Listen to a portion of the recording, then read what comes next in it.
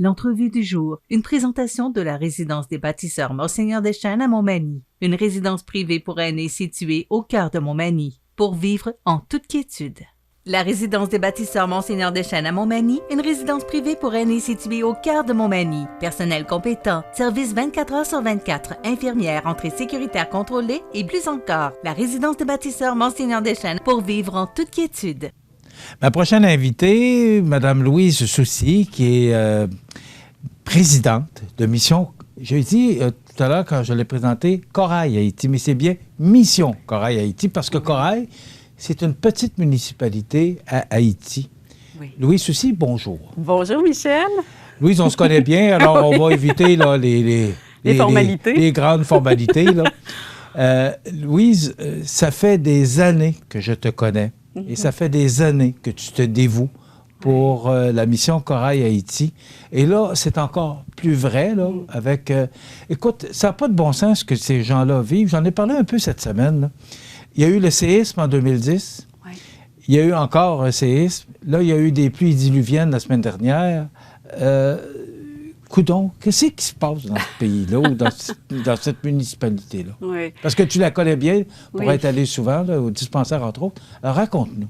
Oui, bien, tu sais, tout d'abord, Michel, il faut savoir qu'Haïti, c'est l'un des pays dans le monde qui subit le plus grand nombre de catastrophes naturelles. D'accord? Ça, c'est documenté par des experts. Donc, Haïti est situé directement là, sous une faille, là, donc ce qui cause énormément de tremblements de terre. Puis, ils sont directement dans le passage aussi des ouragans. Hein? Alors, bon, tout ça n'aide pas. Évidemment, c'est pas la population qui commande un ouragan dans le catalogue Sears, là, on s'entend, tu sais. C'est bien, pas voulu. Il n'a aucun contrôle là-dessus. Mais c'est vrai qu'effectivement, au cours des dernières années, ça a été difficile pour, entre autres, pour la région de Corail. Il y a eu le tremblement de terre de 2010 qui a touché surtout Port-au-Prince. L'épicentre était plus près là, de la capitale. Cette fois, l'épicentre est vraiment dans les Nippes, là, tout près de la Grande-Anse, donc tout près de Corail, qui est une ville de 3 à 4 000 personnes, puis 18 000 là, avec les gens autour, là, la commune. Il y a eu l'ouragan Matthew aussi en 2016. Oui, c'est vrai. Qui a frappé de plein fouet, un ouragan de force 5 qui a frappé de plein fouet tout le département de la Grande-Anse. Ça a été catastrophique. J'y suis allée là, tout de suite après l'ouragan pour constater les dégâts. Écoute, les arbres fruitiers, les arbres cassés, il ne restait plus les récoltes qui étaient abîmées. Et le département de la Grande-Anse et du Sud, c'est le garde-manger d'Haïti. Alors, c'était, à ce moment-là, il y a 5 ans, c'était un événement qui était dramatique, évidemment, des toitures arrachées. On avait à peine terminé, parce qu'il restait encore quelques travaux à faire, pour réparer les dégâts de l'ouragan Matthew, que voilà, le 14 août dernier, donc samedi, il y a 2 semaines, on a connu le tremblement de terre là, de force 7,2, là, de magnitude 7,2, dont l'épicentre est tout près de Corail et qui, cette fois-ci, a détruit plus de 60 % des maisons, des bâtiments, des commerces. Alors, c'est un impact majeur. C'est la pire catastrophe naturelle qu'a connue Corail. Ces gens-là vivent de quoi? Est-ce que ces gens-là travaillent? Est-ce que... Bon, on sait que c'est un pays pauvre, là. Oui. Et en plus, avec l'assassinat du président, là, que c'est ce qui n'aide pas, là. Ces gens-là vivent de quoi? Bien, les gens vivent beaucoup de la pêche. Hein. À Corail, là, c'est une ville qui est en bordure de mer, donc les gens vont à la pêche pour se nourrir, puis vendre aussi le poisson au marché.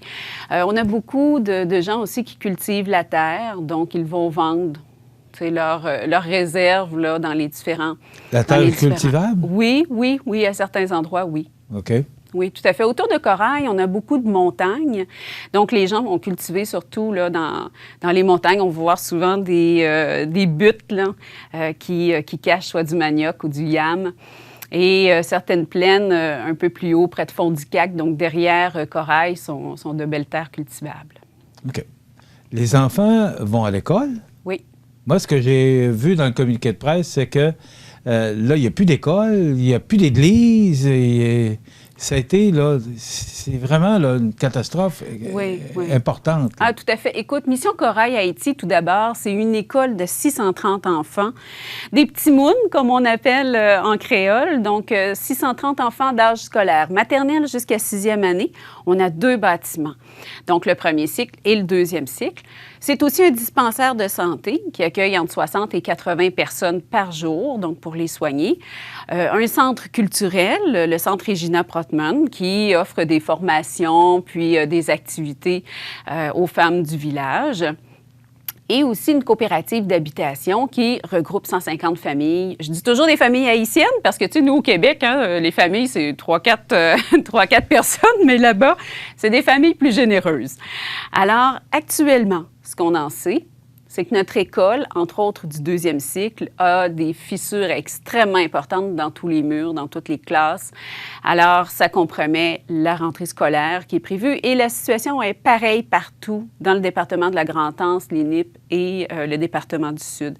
Alors, on doit reconstruire rapidement ou du moins trouver des abris temporaires pour démarrer la rentrée scolaire pour les enfants.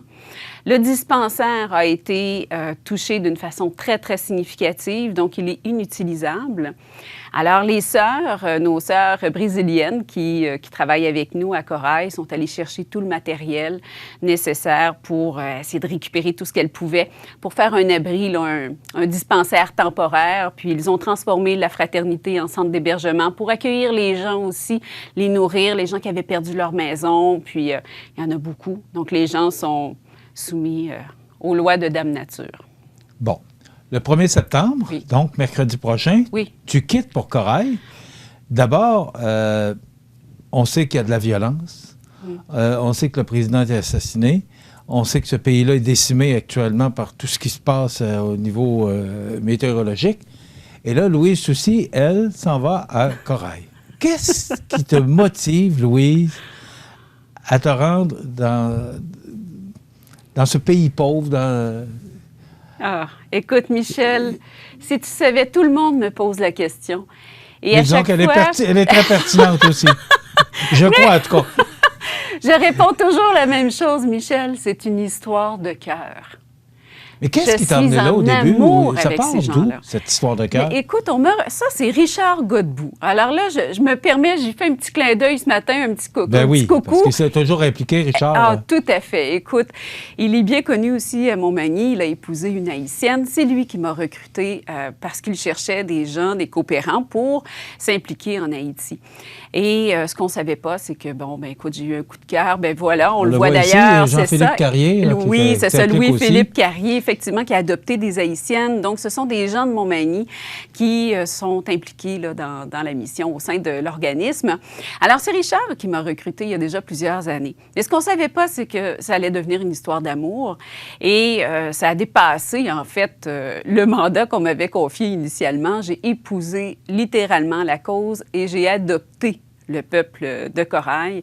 Alors, c'est vraiment un peuple qui est très fort. Tu sais, j'ai voyagé beaucoup dans le monde. Hein. J'ai voyagé sac à dos, j'ai fait plein de pays. Et le peuple là, qui m'a le plus touchée, ce sont les Haïtiens, les gens de Corail. Pourquoi? Parce que ce sont des gens qui ont une très grande force. C'est des gens qui, malgré tout, tu sais, à chaque épreuve, vont se relever toujours de plus en plus fort. Alors, c'est des gens qui ont de grandes capacités. C'est des gens qui sont joyeux, malgré tout. Hein? C'est un peuple qui est de bonne humeur et qui a toujours aussi, qui est porteur d'une grande espérance puis d'un grand espoir. Et tu sais, en Haïti, là, le suicide n'existe pratiquement pas. Alors, donc c'est ça. Pourtant, c'est pas les raisons qui pourraient manquer, si on peut dire, hein, comparativement au Québec. Alors, c'est un peuple qui est fort et j'ai beaucoup d'admiration pour eux. Alors, c'est ce qui me motive à aller, à me rendre sur place. Et puis, évidemment, il y a beaucoup de travail là-bas à faire. C'est une section qui est évidemment éloignée, donc difficile d'accès. Alors, on se doit de se rendre là, pour faire l'évaluation des besoins et apporter l'aide d'urgence aussi. Hein. Parce que là, il y a des enjeux importants. On voit actuellement, justement, à la vidéo, c'est l'extérieur de l'hôpital. Donc, les gens sont soignés à l'extérieur. On soigne les gens comme on peut parce que ça déborde. Alors, il y a des besoins de base, des besoins de l'aide médicale. Il n'y a pas d'eau potable actuellement à Corail. Il n'y a pas une journée où les gens ne m'en parlent pas. C'est important. Donc, on doit régler ce problème-là. C'est la base. Les denrées alimentaires, des abris. Alors, écoute, on voit justement, on parle d'abris et on voit actuellement, ça, c'est 2 jours après le tremblement de terre.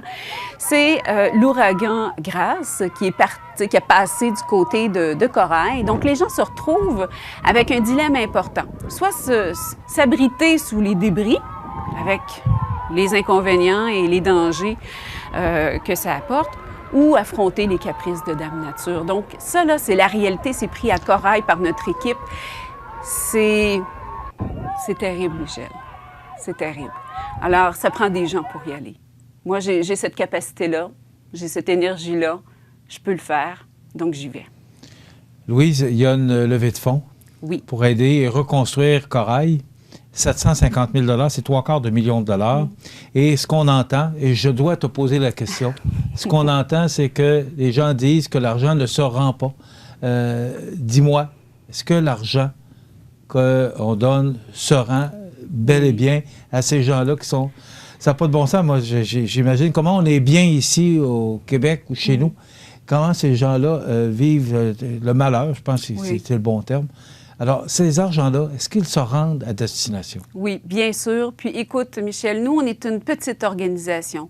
D'abord, on émet aussi des reçus d'impôts pour tous les dons reçus.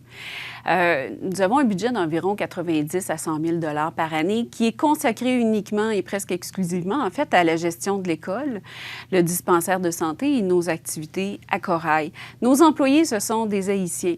Nous avons une personne à Québec qui, si je peux me permettre de dire, assure la permanence d'une certaine façon. Oui, bien, ça prend quelqu'un là, pour faire marcher le bateau. C'est ça exactement. Donc, à raison de 1 journée par semaine. Et nous sommes hébergés dans un sous-sol d'église gratuitement. Nous avons, je te dis, un minimum de dépenses. Alors, l'argent se rend à Corail. Et moi, je suis pas Qui gère l'argent à partir du moment où c'est rendu là-bas? Qui gère? Ce sont les... Parce que je sais que dans le communiqué de presse, on parlait de 2 sœurs, là, deux religieuses. Tout à fait. Sœur Béouza et sœur Swilly, là, c'est des amours, ce sont des anges là, pour les Coraillais, oui. Bon. Alors, c'est elle, entre autres, avec frère Jean-François. Nous, on accorde les projets ici au Québec. Et là, dans le cadre de ma mission, bien évidemment, je vais élaborer le plan de reconstruction. On va aussi le démarrer, ça va de soi. Donc, on accorde les budgets et on fait la réalisation des travaux. Et c'est supervisé par notre équipe qui est sur les lieux. Et nouveauté, on va aussi embaucher un chargé de projet haïtien qui est de Corail aussi pour nous aider là, à faire le lien et surtout assurer la suite après mon retour, évidemment, au Québec. Et pour rassurer aussi les gens, bien l'Association haïtienne de Québec s'unit à Mission Corail Haïti dans le cadre de notre campagne de levée de fonds. Alors, toute la communauté haïtienne de Québec ont choisi, lors d'une assemblée générale spéciale, d'unir leurs forces avec nous parce qu'ils savent effectivement que nos actions sont concrètes sur le terrain, que nous sommes transparents, que l'argent va effectivement à la bonne place, ne se perd pas dans l'administration. On me demande souvent si je suis rémunérée. Non, je suis bénévole, tout comme mes collègues du conseil d'administration, et que ce soit Richard ou Louis-Philippe. Alors, nous sommes bénévoles et on s'implique en fait avec tout notre cœur et notre passion. Alors, l'argent se rend vraiment à Corail et ça fait une très grande différence dans la vie de ces gens-là. Donc, il n'y a pas de perte d'argent, là, comme on peut voir des fois auprès d'autres organisations nationales. C'est déjà terminé. On peut envoyer l'argent à quel endroit? Oui.